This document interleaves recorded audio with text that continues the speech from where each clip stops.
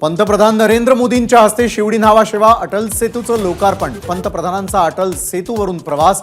मुंबई रायगड अंतर कमी होणार।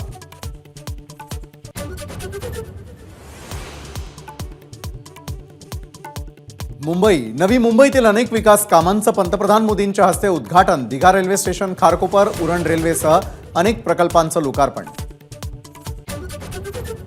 राष्ट्रीय युवा महोत्सवाचं पंतप्रधानांच्या हस्ते उद्घाटन। माता भगिनींवरून शिवीगाळ करू नका, नशेपासून दूर रहा, पंतप्रधानांचं आवाहन। पंतप्रधान नरेंद्र मोदींनी राबवली काळाराम मंदिरामध्ये स्वच्छता मोहीम। 22 जानेवारीच्या सोहळ्याआधी देशभरातल्या सर्व मंदिरात साफसफाईचं आवाहन।